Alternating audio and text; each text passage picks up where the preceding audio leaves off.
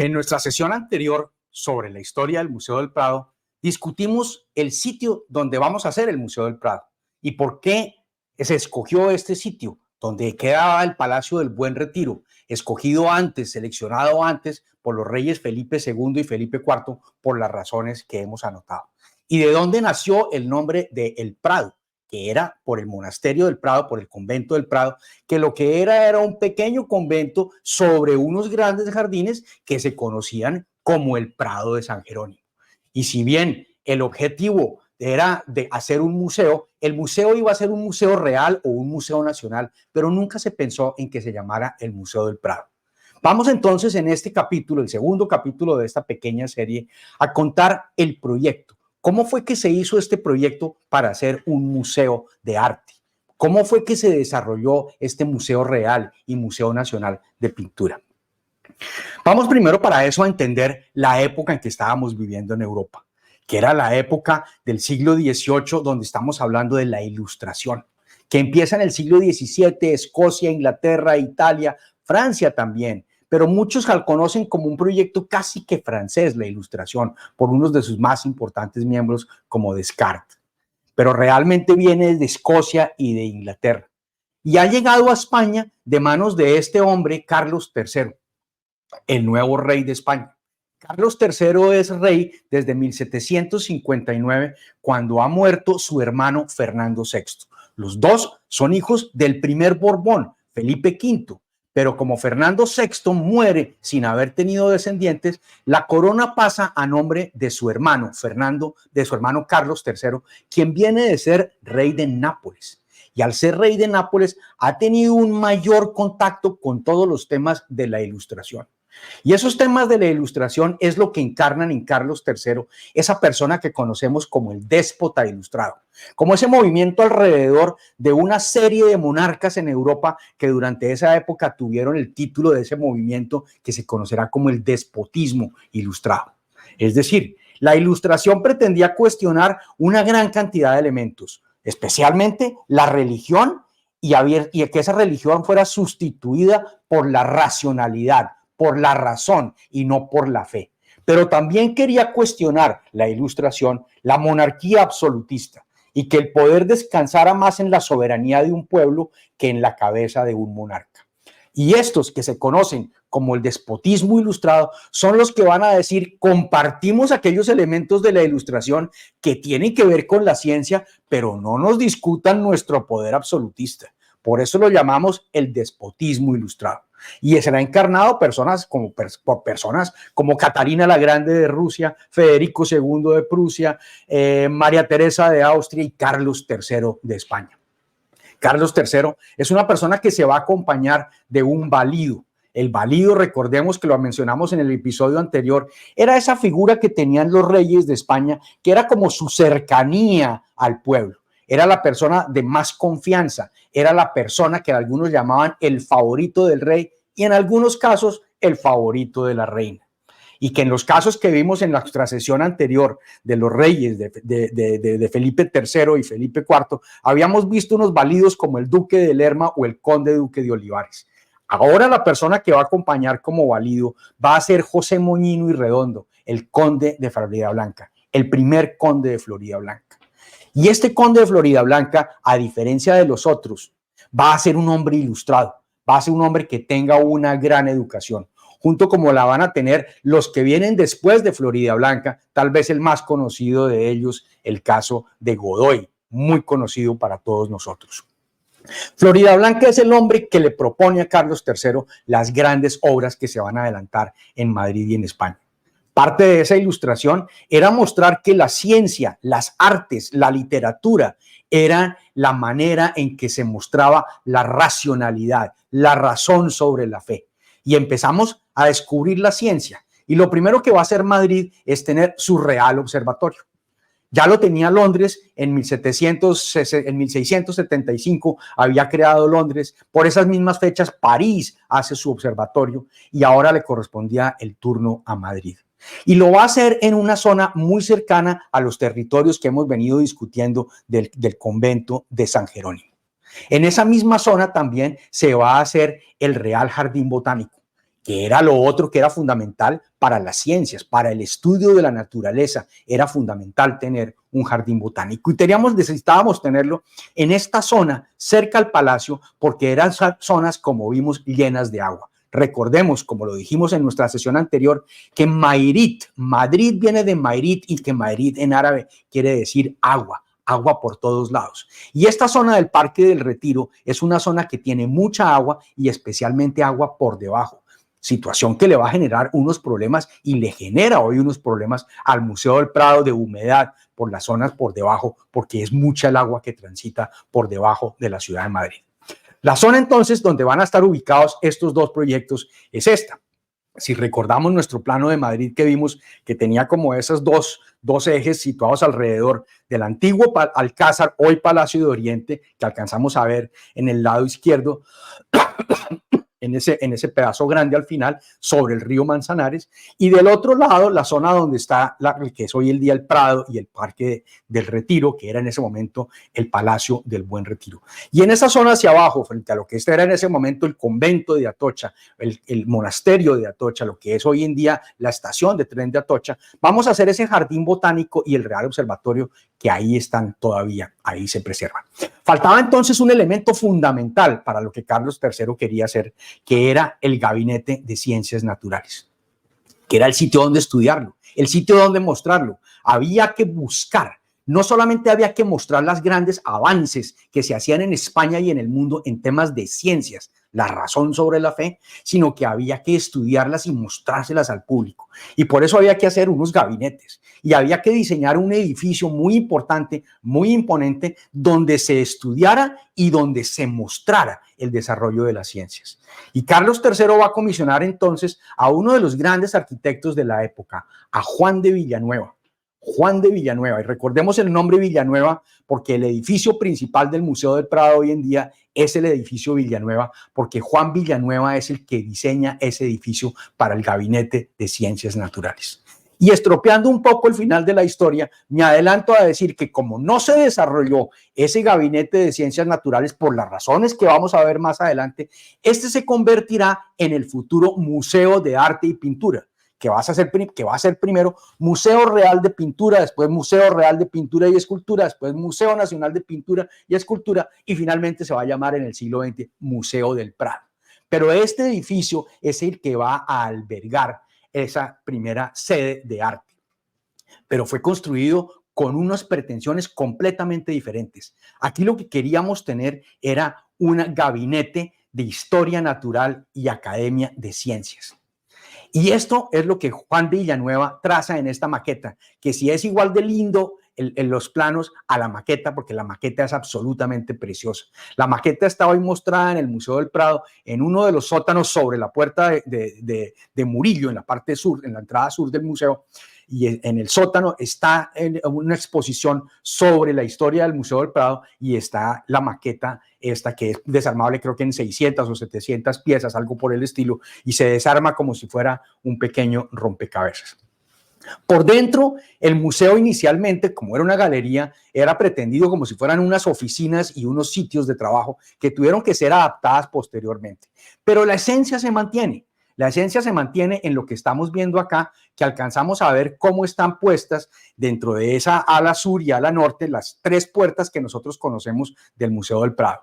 La puerta de Goya, que es la puerta norte, que es por donde se compran las boletas y por donde se entra, la puerta de Goya. La puerta de Murillo, que es la que está al otro lado, la puerta sur, la que está a su lado derecho en este plano. Y la puerta de Velázquez, que es una puerta más ornamental, que se utiliza es para grandes funciones, pero no es la de día a día acceso al museo. Es la puerta de Velázquez, donde está la estatua de Velázquez, y es la gran puerta de entrada al Museo del Prado.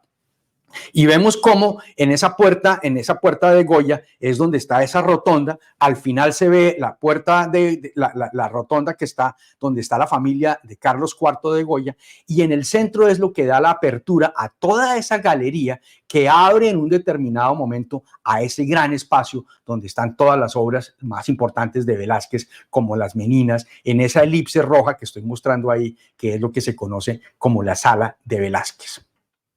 Entonces hemos trazado el proyecto de Carlos III de tener una gran edificio, un gran centro de investigación para poder desarrollar los temas que tenían que ver con las ciencias.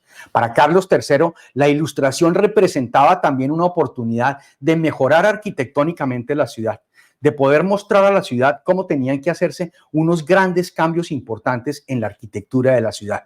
Y por eso había que llevar temas como la reconversión de los sitios más importantes de la ciudad a temas alegóricos a las mitologías griegas y a las mitologías romanas. La creación de Cibeles, la famosa estatua de los Cibeles, punto icónico de la ciudad de Madrid, o Neptuno, o Apolo, son creación de Carlos III y de otro de los arquitectos importantes que van a trabajar con Carlos III en esto, como lo es el gran Ventura Rodríguez. Todo este proyecto naturalmente requería de un apoyo importante de la monarquía, apoyo que va a morir cuando muere el rey Carlos III en 1788 y sube al trono Carlos IV. Carlos IV, que lo conocemos por una gran cantidad de factores, pero sobre todo porque es que en 1788, cuando sube Carlos IV, estamos a un año de que venga ese gran proceso que se conoció como la Revolución Francesa. Y la Revolución Francesa era un desafío al despotismo ilustrado. Era una reafirmación de la Ilustración, pero un desafío a la monarquía. Y lo único que no quería Carlos IV que le sucediera era lo que le estaba sucediendo a su pariente Luis XVI en ese momento en la ciudad de París o en la ciudad de Versalles.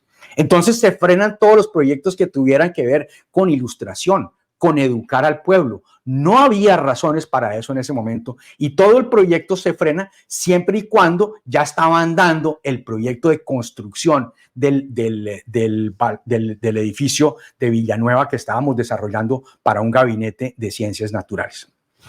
La Revolución Francesa se sale de nuestro objeto de análisis en este momento y simplemente tenemos que decir que años después de la fracasada inicialmente reforma de Revolución Francesa, que genera primero una república, cae después en el desorden, en el régimen del terror y termina finalmente generando un gran monstruo que se conoció como Napoleón Bonaparte, y que Napoleón Bonaparte se toma el poder y se toma el poder de Europa. Y dentro de tomarse el poder de Europa decide hacer unas sanciones a Inglaterra. Su objetivo era ante todo llegar a Inglaterra y esas sanciones tenían que ser compartidas por todos los países europeos y Portugal no quiso aceptarlo. Decide entonces Napoleón que tiene que atravesar España, pide permiso a los reyes de España, no iba por España, pero necesitaba el permiso para pasar por España y llegar a Portugal para sancionar a los portugueses. Y eso lo que implicaba entonces era pasar por el territorio.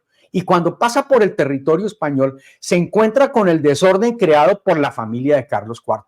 Carlos IV ha sido depuesto en el motín, famoso motín de Aranjuez, por su hijo, que ya está en ese momento gobernando como Fernando VII, y ha salido Carlos IV del trono de España en ese momento. Y al ver ese desorden, pues Napoleón dice, esta es mi oportunidad, me quedo con la corona de España y hace abdicar a los dos reyes. Carlos IV lo vuelve a hacer abdicar formalmente y lo mismo a Fernando VII y los hace abdicar en nombre de su hermano, a favor de su hermano Napoleón, de su hermano José Napoleón Bonaparte, que se va a conocido como José I, rey de España. José I entonces va a llegar a España, pero viene con unos conceptos muy diferentes a los que tenían muchos de los españoles. Este es un hombre ilustrado, este es un hombre que ha sido un hombre republicano, este es un hombre realmente desconocido en la historia del mundo, que muchas veces tenemos a la sombra simplemente por ser el hermano de Napoleón Bonaparte. Pero este era el hombre ilustrado de la familia, este era el hombre que había estudiado, este era el hombre que había estudiado las constituciones de Europa y que había trabajado en el proceso de independencia de Cerdeña, su isla natal, de Córcega, su isla natal, perdón. Y al llegar José, entiende que tiene que hacer unos procesos importantes para volverse popular. Los españoles no querían de ninguna manera a los franceses. Proceso curioso, porque lo que estaba sucediendo en ese momento era que era un rey francés, Napoleón Bonaparte, sacando a otro rey francés, porque Carlos III era la dinastía de los Borbón, que eran unos franceses. Pero José I, Napoleón, José I Bonaparte, no es querido por los españoles. Y los españoles van a inventar una gran cantidad de cuentos a su alrededor, van a deformar su figura simplemente con el pretexto de poder generar unas guerras de independencia. José I no conocemos todavía la importancia que tuvo su reinado, las obras que hizo durante los pocos años que estuvo en el trono en Madrid.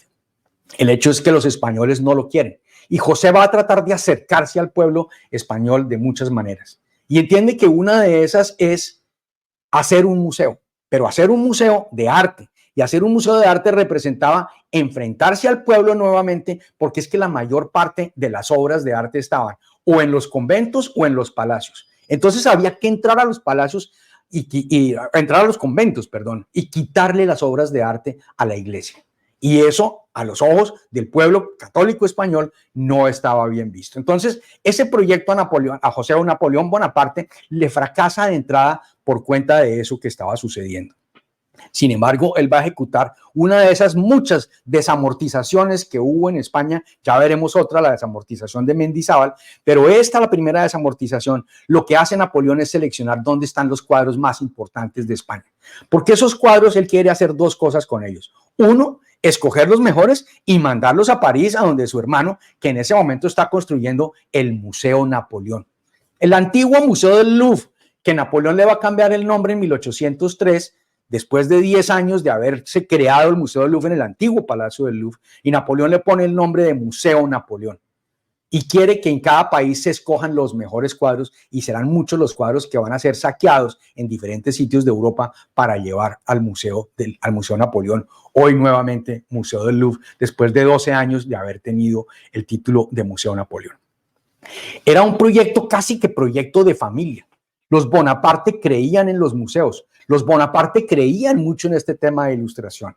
Claro que lo acompañaban de unos procesos políticos paralelos. Napoleón era un convencido de la investigación en las ciencias naturales y por eso hace toda esa famosa expedición a Egipto unos años antes, en 1798-99, hace su famosa expedición a Egipto con el proyecto, con la excusa de ir a estudiar la investigación y la naturaleza. En el fondo lo que quería era simplemente recortarle el camino a los ingleses al canal del Suez. Entonces, acompañados de ese proyecto de ilustración, van a hacer unos grandes cambios también dentro de lo que serán las instituciones de los museos. Así como van a reformar ese museo del Louvre para hacer el Museo Napoleón, su hermano, en este caso Luis Napoleón Bonaparte, rey de Holanda, va a tener la posibilidad de crear un nuevo museo en Holanda. Él, como rey de Holanda, va a crear la National Kunstgallery, que ya no existe hoy en día, pero es el predecesor de ese gran museo de arte holandés, de ese gran museo de Ámsterdam, que es el Rijksmuseum, que está en la ciudad de Ámsterdam. Lo mismo va a suceder en Milán con la Pinacoteca de Brera. La Pinacoteca de Brera, que ha sido creada en la ciudad de Milán y que es inaugurada el día del cumpleaños de Napoleón, en homenaje a Napoleón, y que en el centro, en su patio principal, tiene una gran estatua de Napoleón Bonaparte, es también una creación de la familia Bonaparte. Entonces, José Napoleón, desde Madrid, entiende que su proyecto tiene que estar atado a las razones de su familia. Y por eso, después de seleccionar todas las obras de arte, mandar unas naturalmente para París, va a escoger un sitio donde hacer su museo de arte. Y ese museo de arte donde quiere hacerlo va a ser en este sitio que vamos a conocer como el Palacio de Buenavista, que ya existía ese Palacio de Buenavista, que queda un poco desconocido para nosotros hoy en día, si bien está casi que prácticamente a la vista, diagonal a lo que nosotros hoy conocemos como el Palacio de Comunicaciones o Palacio de Cibeles, el antiguo edificio, hermosísimo edificio de correos, ahí enfrente a donde está grabado la estatua de Cibeles, y detrás está que es el Palacio de Buenavista, que está tal cual hoy en día. Esto es una foto reciente donde está hoy en día el edificio del cuartel general del Ejército de Tierra de España y que se puede visitar. Casi nadie lo puede visitar porque hay que hacer unas reservas y la lista de espera es de cerca de 5 años para poder tener una boleta para poder entrar al Palacio de Buenavista. Este era el gran proyecto, pero va a tener muchos otros proyectos Napoleón en la ciudad de Madrid, José Napoleón Bonaparte. La iglesia hermosísima, tal vez de las iglesias más hermosas que tiene la ciudad de París, la ciudad de Madrid, perdón, la iglesia de San Francisco el Grande. Esa basílica de San Francisco el Grande, muy cercana al Palacio de Oriente, al Palacio Real que hemos mencionado, va a ser conectada por una avenida, y en ese palacio, en esa catedral de San Francisco el Grande, es donde Napoleón Bonaparte, donde José Napoleón Bonaparte quiere instalar las cortes. Es decir, aquí quiere hacer un estilo París. Ahí se quedó, sin embargo, está la iglesia, que no fue hecha por Napoleón, sino ya estaba en ese momento, pero va a quedar la iglesia, y es tal vez de las iglesias más hermosas que tiene la ciudad de Madrid, y es a pocas cuadras del Palacio Real. Finalmente, los desastres que se está cometiendo Napoleón por el resto de Europa hace que José Napoleón Bonaparte, pierda la poca fortaleza que ha tenido en España, y que por eso terminan perdiendo, y perdían en las últimas batallas, donde finalmente ya terminan votando los españoles a José Napoleón Bonaparte, que tiene la gran fortuna o la gran astucia de empacar en sus maletas una gran cantidad de cuadros y llevárselos. Estos, cuando va saliendo, huyendo Pepe Botellas, José I Napoleón, después de la batalla de Arapiles en 1812, que abandona Madrid, es interceptado por las tropas de Wellington. Y al interceptarlo por las tropas de Wellington en la ciudad de Vitoria, ya hacia el norte, camino hacia territorios franceses, es cuando este episodio, que es absolutamente y magistralmente narrado por ese gran novelista, por ese gran cronista de los episodios nacionales, Benito Pérez Galdós, un canario, pero madrileño por adopción, y el mejor narrador de la historia de Madrid. En este episodio, que se conoce como El equipaje del rey José, donde cuenta cómo se descubrió todos los cuadros que llevaba y que estaba sacando en ese momento José Napoleón Bonaparte, ya no siendo rey de España, ya siendo en este momento restituido Fernando VII a la monarquía española. Y fueron muchos los cuadros que se llevó, y que Wellington, en ese momento, en la medida en que Wellington es el hombre que intercepta a José Napoleón Bonaparte, pues muchos de esos cuadros terminaron fue en posesión de Wellington. No se los devolvieron a los españoles. Después Wellington dice que él le pidió permiso a Fernando VII, y que en agradecimiento a todo lo que Wellington había hecho por la liberación de España de José Napoleón Bonaparte, que él quería tener esos cuadros, y se los dejaron.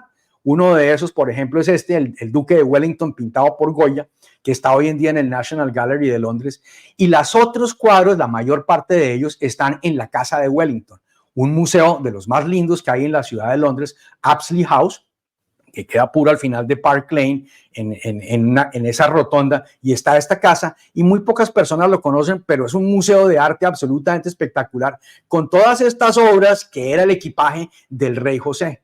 Cuadros tan hermosos como el Aguador de Sevilla de Velázquez, que hoy en día está en el Apsley House, o el Duque de Wellington a caballo, otro cuadro de Goya, junto con otros miles y miles de cuadros que se encuentran en el museo del Apsley House, que se quedó con ellos el Duque de Wellington y que hoy está en manos del patrimonio inglés.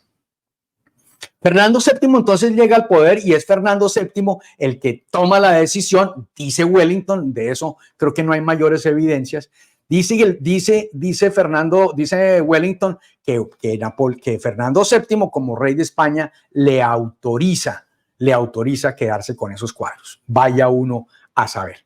El hecho es que Fernando VII ha estado, durante los tiempos en que José I fue rey de España, Fernando VII ha estado refugiado y exiliado en Francia, donde entiende nuevamente todo el tema de la Ilustración. Fernando VII, personaje complejo, difícil de entender, por unos llamado el deseado, porque era el que querían que retornara, pero que realmente nunca fue un rey querido por los españoles. Sin embargo, se le conoce como el rey deseado. Y tiene claro el concepto de la Ilustración y el concepto del despotismo, porque ante todo había que rechazar esa Constitución de Cádiz de 1812 y decir que el poder era él. Él era un poder absoluto, y retorna a ese absolutismo en España. Se casa varias veces Fernando VII, y su tercera o cuarta, creo que la tercera mujer, María Isabel de Braganza, la tercera mujer, María Isabel de Braganza, portuguesa, es quien realmente se apasiona del tema del arte, y es el que convence a su marido, Fernando VII, que en ese edificio que ya se había hecho y donde se había trabajado ya y estaba un edificio a punto de terminar, que era ese edificio Villanueva, se hiciera un museo de arte. que había todas las obras de trasladar desde el Buen Retiro, desde el Escorial, desde el Palacio Real, desde otros sitios reales en Madrid, poder trasladarlos. Esta hermosa pintura que estamos mostrando acá de Bernardo López Piquer, que está en el Museo del Prado, y quiero señalar dos apartes, dos cercanías de eso, porque nos muestra a la reina con una mano mostrando los planos del museo y con la otra mano mostrando el Museo de Arte. La obra realmente viene desde mucho antes, pero quien toma el último paso para que esto se convierta en un museo de arte es Bárbara de Braganza. Perdón, María Isabel de Braganza, no confundir con Bárbara de Braganza. Bárbara de Braganza era la mujer de Fernando VI. María Isabel de Braganza, parientes, todos portugueses. María Isabel de Braganza es la mujer de Fernando VII. María Isabel de Braganza es la que hace que el museo se pueda abrir el 19 de noviembre de 1819 como un museo real de pinturas. Y subrayo la palabra real, porque vamos a ver aquí ese manejo entre real y nacional. Lo real era lo que era propiedad de la corona, lo nacional era lo que era propiedad de los españoles. Eran dos cosas completamente diferentes. Y se abre entonces como un museo real de pinturas. Simplemente la monarquía está prestando sus cuadros para poderlos exhibir frente al pueblo español, pero es un museo real de pinturas. Tenemos entonces a Fernando VII que muere. Los grandes problemas en la muerte de Fernando VII es que no tiene un descendiente varón y siempre se va a creer que es su hermano,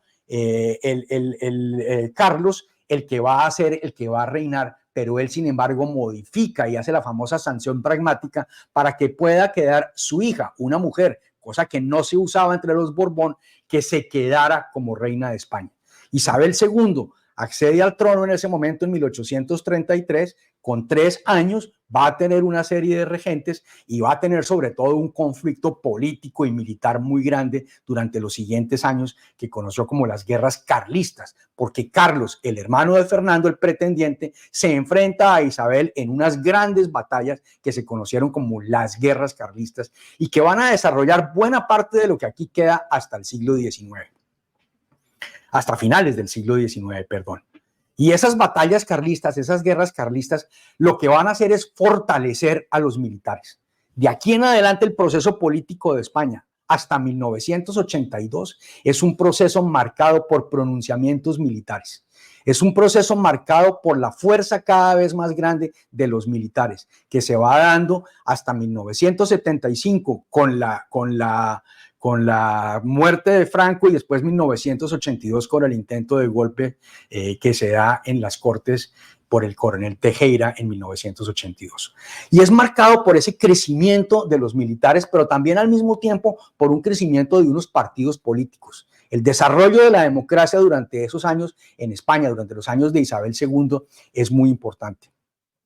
Y como lo que nos interesa aquí es qué está sucediendo dentro del Museo del Prado, tenemos que resaltar cómo vamos a hacer una nueva desamortización. Es decir, nos vamos a meter a los conventos, a quitarle las propiedades a la iglesia, vamos a sacar a los jesuitas, vamos a sacar a una serie de órdenes monacales importantes para poder tomar esas obras de arte para que sean para la corona.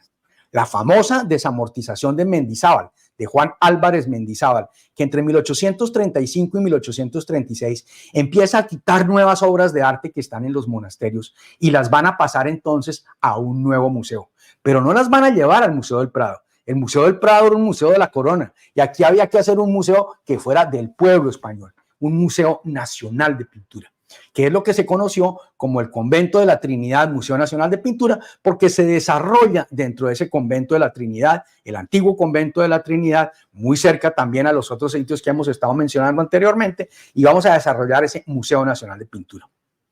La ciudad de Madrid tiene en ese momento 2, 3 tal vez museos importantes de arte, el Museo Nacional de Pintura, el Museo Real de Pintura y la Academia de Arte de Santa Bárbara, que ya la vamos a mencionar más adelante.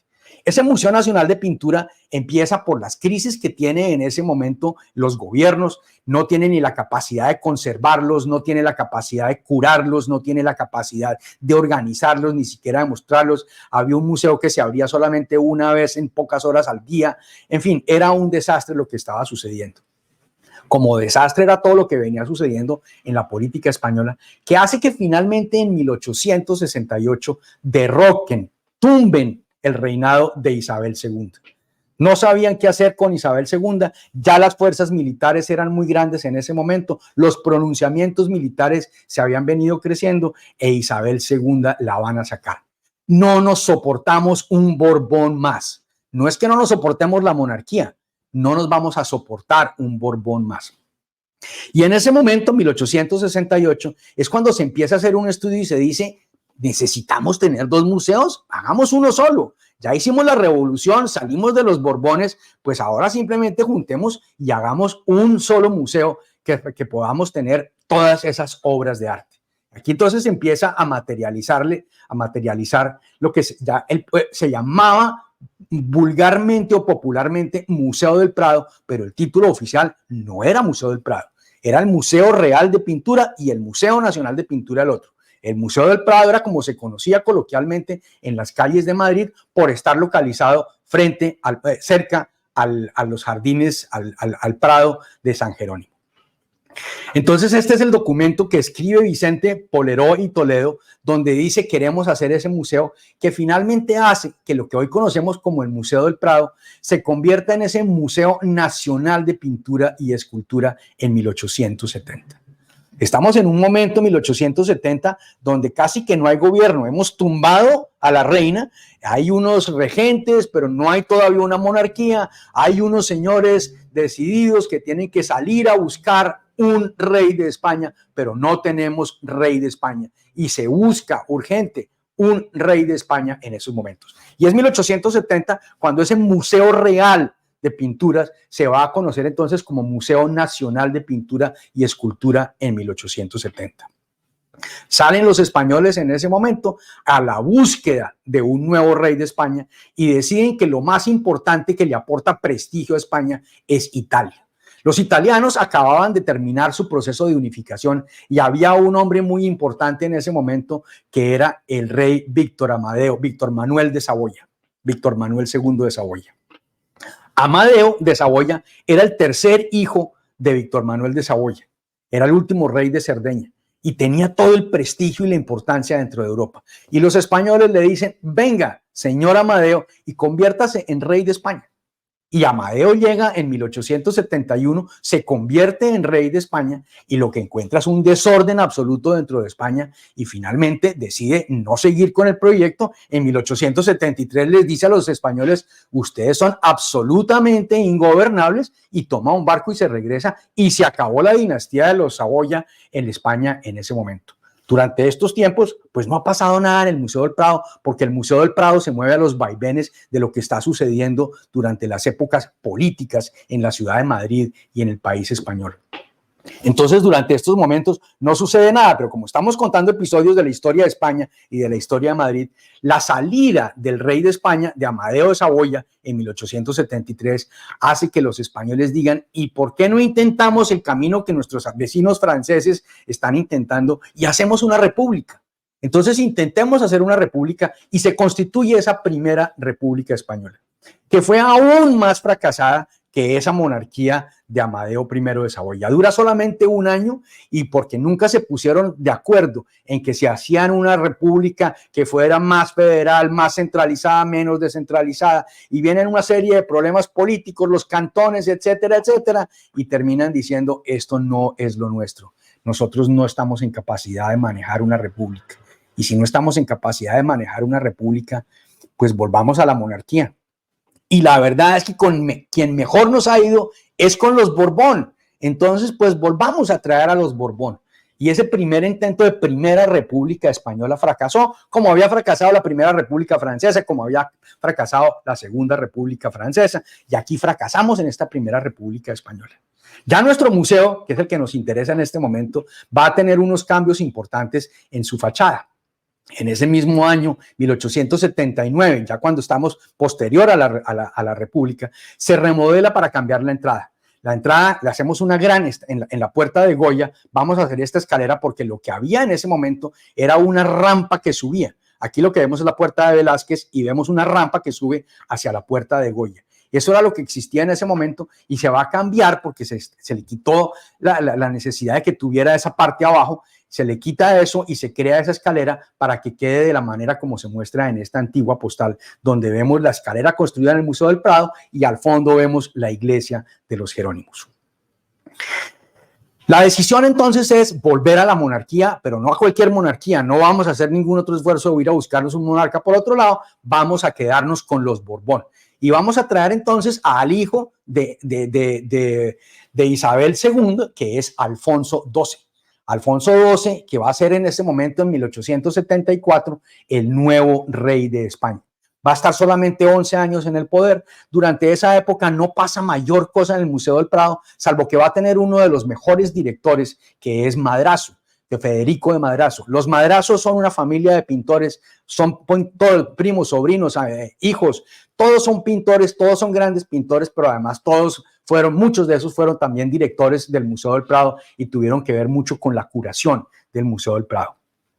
Alfonso XII va a estar en el trono hasta 1885, cuando muere y nace su hijo, que es de las pocas personas que cuando nace ya era rey, porque cuando muere su padre Alfonso XII, su madre María Cristina de Habsburgo ya estaba encinta de Alfonso XIII. Entonces Alfonso XIII es rey desde 1886 hasta 1931. Cuando van los sucesos que explicaremos después llevan al final del reinado de Alfonso XIII. En cuanto a nuestro Museo del Prado, en 1920 y solo hasta 1920 es cuando se produce un decreto que se dice que ahora se va a llamar Museo del Prado. Aquí lo que leemos es, por una real orden que ayer firmó el ministro de Instrucción Pública, el Museo Nacional de Pintura y Escultura se denominará en lo sucesivo Museo del Prado. Es decir, el museo se crea en 1819 como Museo Real de Pintura y 100 años después tiene el nombre formal del Museo del Prado y empezamos ya a ver que empezamos a utilizar el nombre del Museo del Prado. Vamos a tener entonces ese solo museo que hemos unido, el Museo de la Trinidad con el Museo Antiguo de Escultura y Pintura, y vamos a tener otro museo en ese momento que es la Real Academia de Bellas Artes de San Fernando.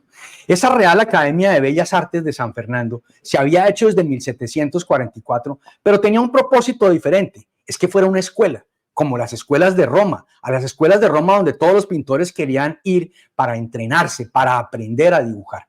Y esta Real Academia tenía ese propósito y por aquí pasaron unos grandes pintores. Sigue siendo un museo muy importante. Los madrileños y los turistas madrileños conocen prácticamente 3 museos en la ciudad de Madrid, que son el Reina Sofía, el Thyssen-Bornemisza y el Museo del Prado. Pero fuera de ese paseo por el museo, por el Paseo del Prado, muy poco conocen museos tan importantes y tan hermosos, con una colección de Goyas valiosísimos como es la Real Academia de Bellas Artes de San Fernando, que se encuentra al inicio de la calle de Alcalá, casi en la Puerta del Sol.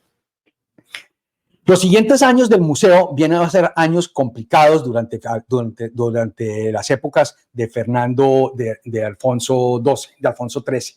Alfonso XIII no tiene un apoyo político importante, Alfonso XIII depende exclusivamente de los militares y lo que vamos a ver en la siguiente sesión es la gran aventura que va a sufrir el Museo del Prado cuando empiece la Guerra Civil Española. Porque esa Guerra Civil Española lo que hace es que tenga una odisea. El Museo del Prado tiene que empacarse y salir de la ciudad de Madrid y va a recorrer España. Se va a instalar primero en Valencia, después en Barcelona, después en Figueres, va a llegar hasta Ginebra, donde está la Sociedad de las Naciones y quieren protegerlo. La historia de cómo el Museo del Prado se quedó totalmente desocupado durante esos años de la Guerra Civil y durante los años en que la capital de España se trasladó a Valencia y a Barcelona, es lo que vamos a ver en nuestra siguiente sesión. Inscríbase a este capítulo, a este canal, ponga la campana para que les avisemos de cuándo viene el tercer capítulo. Muchas gracias y buenas tardes.